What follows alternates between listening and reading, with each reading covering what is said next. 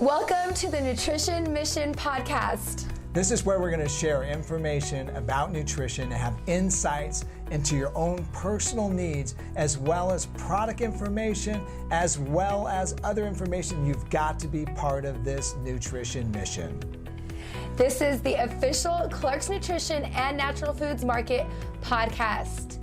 And we've been helping people live better lives since 1972.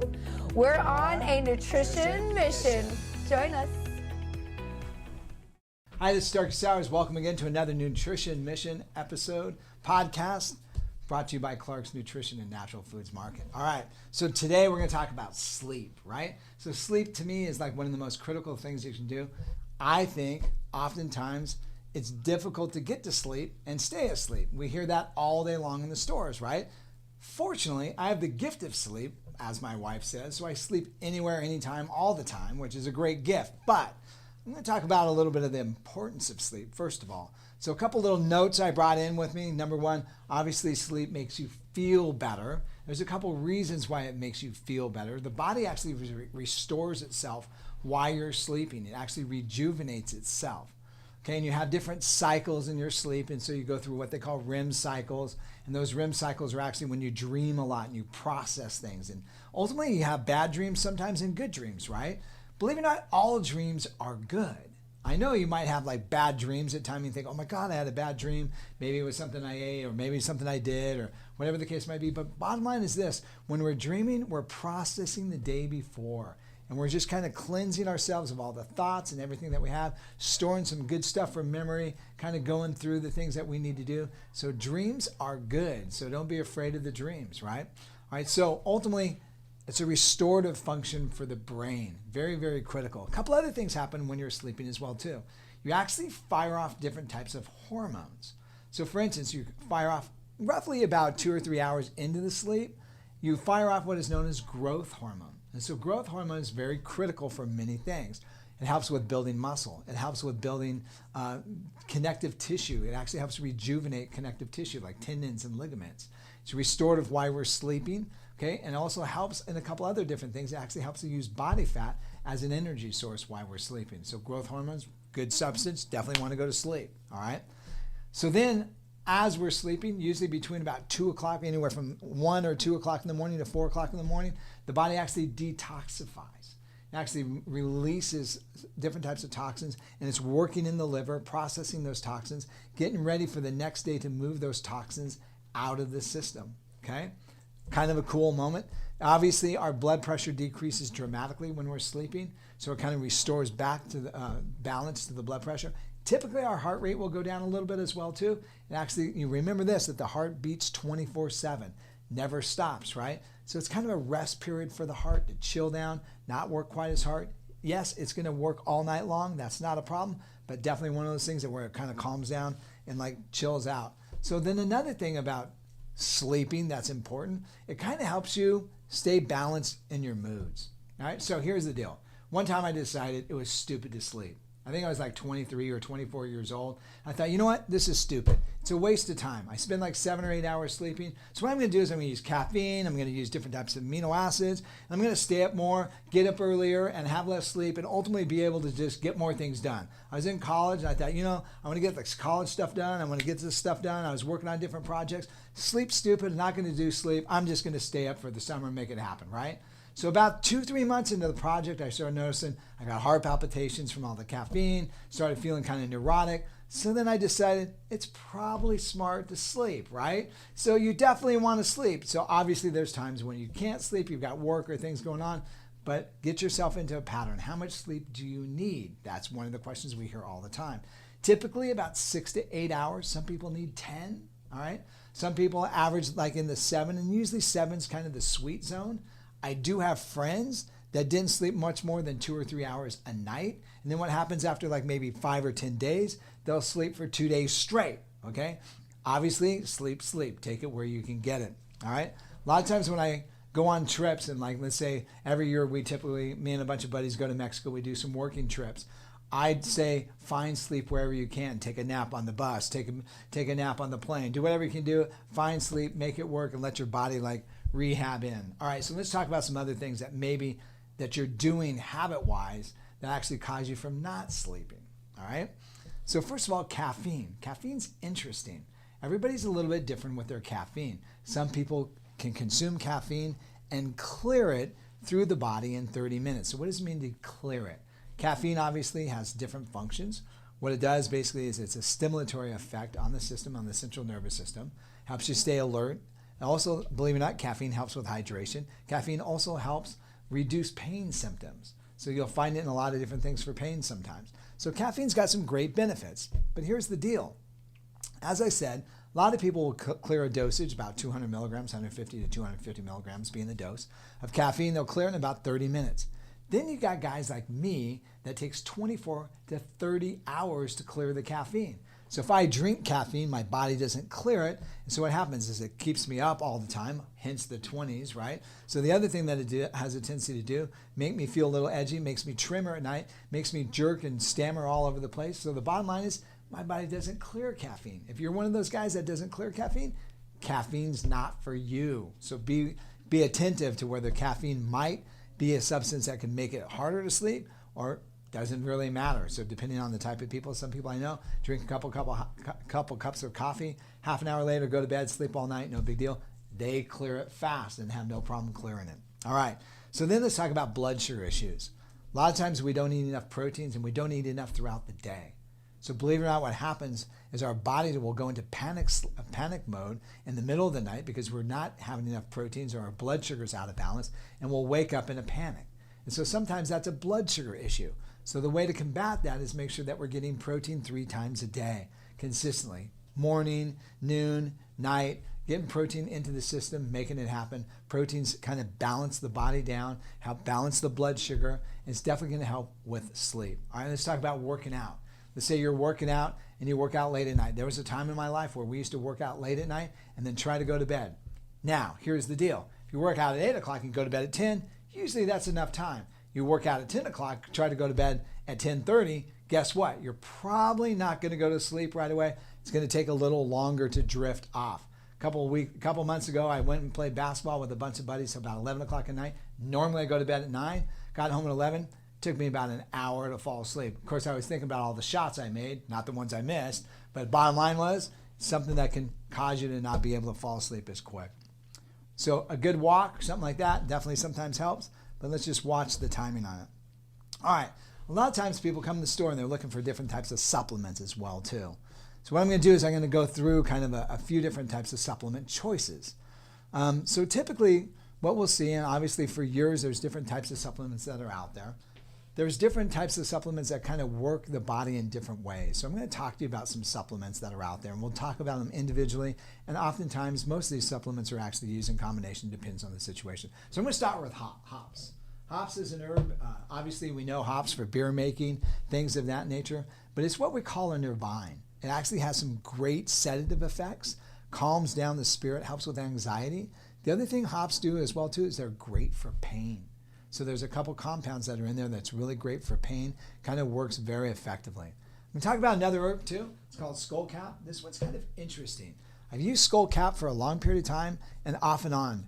Dr. Christopher said in his book, his legend book, which was the Herbal Masters book, he basically talked about skullcap rejuvenating the nervous system. Literally, like if you've got broken down nerves or whether you've got nerve injuries, skullcap would be one of the herbs to use. They call them nervines, which means it's going to nourish the nervous system. But what happens with skullcap after a period of time, it almost feels like you've got this cloud over you. You almost feel like, okay, I'm so relaxed. I'm like in this chill mode and I can't get out. It's a fun herb, don't get me wrong. But what happens with it is like maybe in combination it becomes better instead of just using it by itself. So we'll talk about using that combination. Next one is valerian. For years, a lot of people talked about valerian. Obviously, Valium and some of the other different types of drugs that are used for sleep, as well as for calming the body. Some of the chemical compositions that are in valerian actually are some of the things that they kind of tweaked and mimicked when they made Valium and things of that nature. So valerian is probably one of the most strongest research ones that's out there. When you look at valerian, very, very sedative on the system. The other thing that becomes critical about valerian as well is it's great for pain, and it definitely helps you sleep very intensely and gets you to sleep very deeply. So as I was saying, a lot of times using these things in a blend works very nicely. We're going to look at that blend. But before we get there, I'm going to talk about this, passion flower. As the word would say, passion flower, we see this slip into a lot of different things. Passion flower is a great calmative. It just calms the system down. It has, like valerian, some compounds like GABA, specific amino acids that just literally knock down the mind chatter. Okay, so it just kind of calms the mind down, helps to restore it, put it in a situation where it's just feeling more calm about life, right? So here's one of my favorite picks. It's called Rest Z. This one's melatonin free. They have one with melatonin. So look at on the side panel. We'll see a couple of different things. Passion flower, chamomile. Chamomile I didn't show you up here. Chamomile is what we call the rest and digest. If you have a lot of anxiety, using chamomile at night is great for rest and digest. It helps the body feel good and feel like calm down into what we call the parasympathetic mode, where we're basically just not only don't have the mind chatter, we're just not going full speed. And so it's excellent for that. By the way, I can use chamomile during the day and feel good with it. So chamomile, passion flower. This also has some hawthorn berry to calm down the heart, some valerian, some lemon balm. Lemon balm also is another compound that has GABA in it. Great product. This one actually has GABA with it. This is a great combination of all of them together, not just for sleep, but also for balancing and strengthening the nervous system for the next day. So that's what Nervines do. They're not addictive. At the same time, they're sedative. At the same time, they're balancing. At the same time, what they basically do is help the body basically kind of get back into balance so basically you can function all day long. So don't think of them as just sleep. Think of them as something that's going to balance the body back. Really cool moment. A lot of people might be taking medications or things of that nature, and they want something to add to it. So a safe way to go is homeopathic remedies. So homeopathic remedies are diluted down into smaller dosages, and those diluted dosages are very, very safe. They're non-toxic, can use large amounts of them without any complications to other medications. So number one product I like is called Calms Forte. So you look at it, it's kind of interesting because you're going to see some of these herbs in this formula. So you're going to see Avena sativa, which is oats. You're also going to see passiflora. You're going to see chamomile. You're also going to see hops. And you're going to also see magnesium and some other different things that actually work to calm the system down. So it's kind of a cool formula. This company has been in business since 1905, and this has been one of their favorite number one selling products since then. And it's great stuff because here's the deal. You take it out as a tablet, dissolves on top of the tongue, right? So you wake up in the middle of the night, you're freaked out or whatever the case might be, take one or two of these, boom, back to sleep, full night's sleep. Cool stuff. I love it. So let's talk a little bit about rescue remedy. There's a guy named Dr. Edward Bach. Dr. Edward Bach actually was a homeopathic physician, and he worked at a very high level in the English hospitals for years. And he kind of towards the end of his career was kind of like, you know what? Here's the deal. I kind of feel like ultimately, if people learn how to deal with their fears and things of that, their emotional needs, what will happen is their bodies will balance themselves back. He came up with a formula he called Rescue Remedy. Rescue Remedy is great stuff. I've literally poo-pooed this stuff for years. I walked by it for 30, 35 years, and our staff wanted a training module about Bach flower remedies, so I thought, you know what the heck, I'll start doing it. So I started writing this thing and took some of the rescue remedies, 4 o'clock in the morning when I like to write. And it comes in a cream form. I just brought the pellet or the little capsule forms. Take the cream and I put it on my arms. I said, I'm going to prove to everybody this stuff doesn't work. Put it on my arms and started typing. Found myself an hour later sleeping on top of my laptop. I'm like, what was that all about? It just like chilled me out, made me feel better. And I'm like going, but I'm sleeping. It's early in the morning. I'm normally awake. It couldn't have been that stuff. Anyways, next week goes by, Tuesday morning, writing again. So do the same thing, put out excessive dosages on, start putting on, like 20 minutes later, I'm noticing I'm going to fall asleep again. I thought, what is this stuff? This is crazy. It's a homeopathic remedy. And ultimately, like I said, what he basically did, created 38 of these remedies. And the idea was that for any type of fear that you had, would basically give you the ability to face that fear, deal with it mentally, and then be able to move on. The rescue remedy specifically was designed for panic times, anytime that you wake up in panic. So I thought, you know what I'm going to do with this stuff? I'm going to take it home. So they came with little tablets and other different ways that you could have it, little lozengers. So my kids were young at the time, and I would just, and they were doing, some of them were older. They were 10 years apart. So I like put these little lozengers out, and they were always stressed out, either about school or cheerleading or whatever they were doing. And I noticed when they would eat these things, their bodies would relax down and they slept better. So then if they woke up in the middle of the night, I would just tell them, hey, take the cream, put the cream on you, and back to sleep it went again. Cool stuff. Non-toxic, non-harming, easy to use on the body, and you just feel amazing with it, all right? So let's talk about essential oils. Essential oils, another way to go. Lavender, obviously. The other thing that's interesting with essential oils, the citrus oils, such as orange, as well as bergamot and things of that nature, very calming to the body, very balancing. This is kind of a favorite, something that you can use, a couple drops on your wrist. You put it on your forehead, or you can put it on the nape of your neck, whatever the case might be, and away you sleep. Works amazing. All right, this one I call Sleep Aid, or it's called Sleep Aid. It's by Pranarum, one of the best essential oil companies you can get your hands on. All right, next on the list, melatonin. It's literally our #1 selling thing. Melatonin is great for helping you to get back in rhythm, helping to get you back on your circadian rhythms where your body's on its normal wake and sleep cycles, all right? In fact, at one time, there were airlines that handed this out for people that went on overnight flights to help you the next night be able to sleep properly and get to sleep. For years, it was considered, oh my gosh, this stuff is like a drug, and it's melatonin. That's a hormone that's produced in the brain from specific amino acids like tryptophan, things of that nature. Ultimately, we started digging into melatonin. We find out a couple unique things about melatonin. Melatonin is an antioxidant for the brain. It's an anti-aging compound for the body and the brain as well. We also find out that heavy doses of melatonin, when used with chemotherapy, actually makes chemotherapy more effective. All right? So what I like is the liquid. What you can do with the liquid is you can adjust the dosage. Maybe only a little bit is sufficient for you. First time I ever tried melatonin, I used like a drop and I slept like 10 hours. Remember, I got the gift of sleep. I don't need melatonin. I did a melatonin check. You wake up at 3 in the morning, you actually do a saliva test, send it off to the lab, sends it back and says, dude, you're on the Richter scale of excessive amounts of melatonin. Sleep well, have a great life. All right, next on the list, tranquil sleep.